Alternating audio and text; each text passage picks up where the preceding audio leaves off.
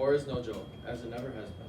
In September of 1939, just years after the U.S. found its way out of the Great Depression, it would find its way back into another major conflict, World War II. Now, although the U.S. didn't fully join the war until 1941, they still funded their allies to fight against the enemy. Germany believed they could do whatever they wanted, and everyone in their way would fall over. But they would soon realize that that was not the case.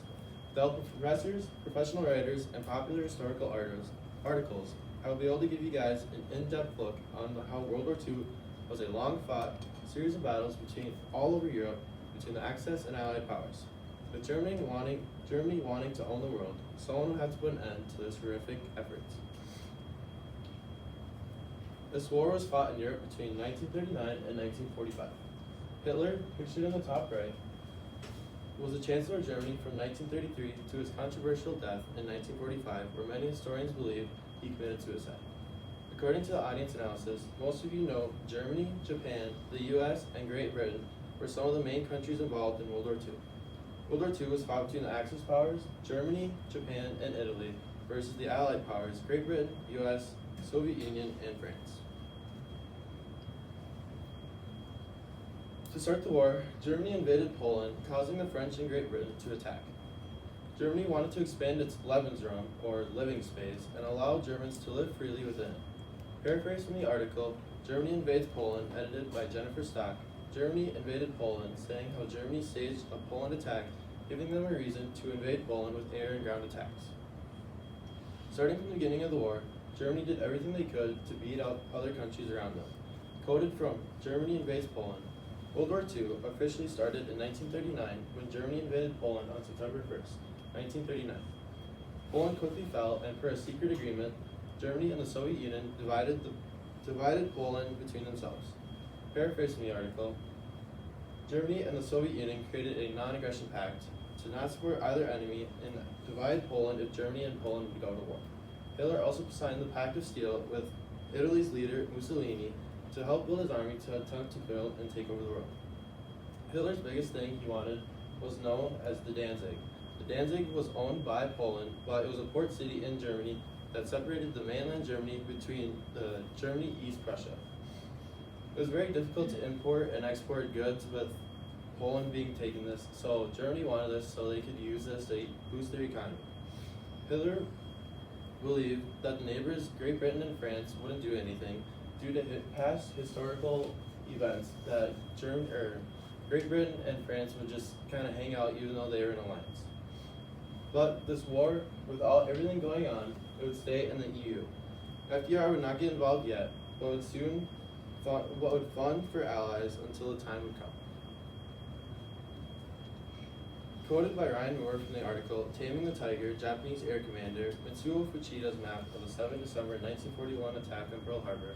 On 7 December 1941, Japanese in-flight commander Mitsuo Fuchida signaled "Tura, Tura, Tura," indicating that the attack on Pearl Harbor, Hawaii, was a success. The U.S. had no idea about this attack, and this would give the U.S. no choice but to join the war.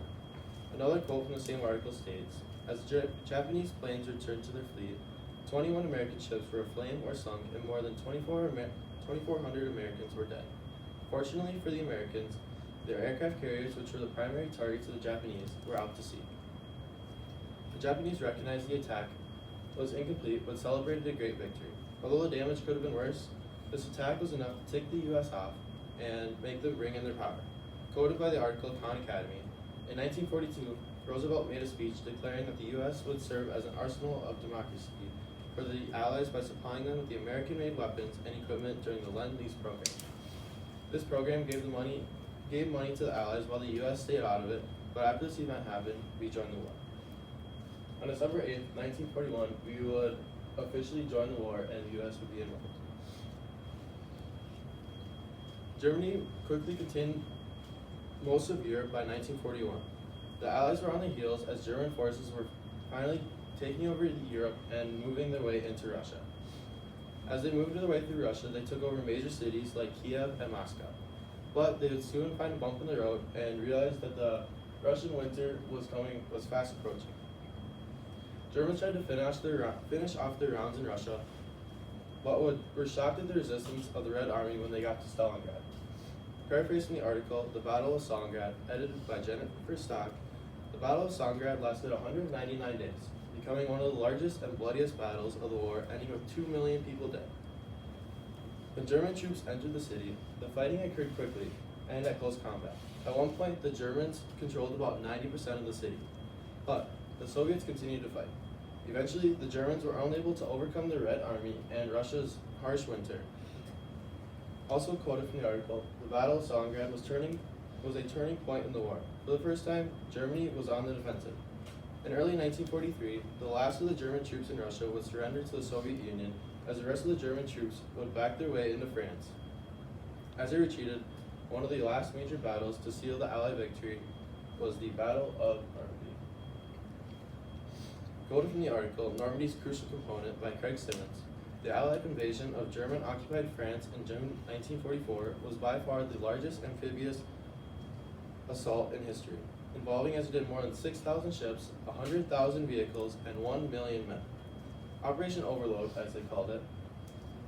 The soldiers going into the war took what's known as LSTs, which is that bottom bolt and the bottom left.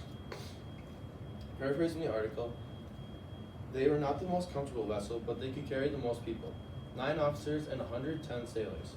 Most of the men going into invasion had been trained for 13 weeks, or roughly about 90 days.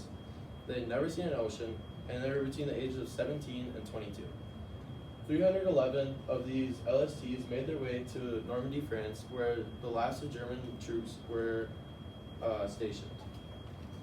But the U.S. would have to find a way to figure out and navigate the Mediterranean Sea, which is notorious for high and low tides rapidly changing. FDR's time in office was soon coming to an end as the war was closing. So, his vice president, Harry Truman, pictured right here in the bottom right, would make his way into office in April of 1945 with just a few months of the World War left.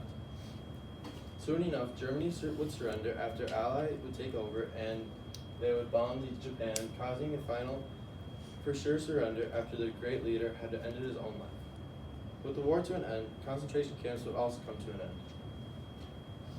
In Goschel and Washman's article titled Before Auschwitz, the Formation of the Nazi Concentration Camps, 1933-1939, in all, some 2 million prisoners lost their lives, including around 1 million Jews murdered during the Holocaust in Auschwitz, the largest and deadliest of all concentration camps. During the war, in an attempt to make the perfect Aryan race, Hitler forced all Jews to concentration camps that were disgusting, grueling, and inhumane. These camps were brought to be before World War II even arose, but were quickly shut off once it was over. As you can see back, this is a picture from 1939 when Germany owned quite a bit of Europe, and then this is Germany now in 2022, where Germany is just a little piece with all of the other countries sectioned off within it. But the war between the Allies and Axis powers was a war that will always be remembered. With the Allied powers putting an end to Hitler's reign, the world would finally come to peace. As you can now see, World War II was a major conflict in the 1940s with high numbers of casualties throughout the countless battles from the Allies and Axis powers.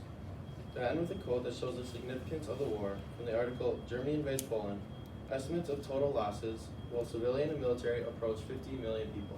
Thank you for listening to my speech.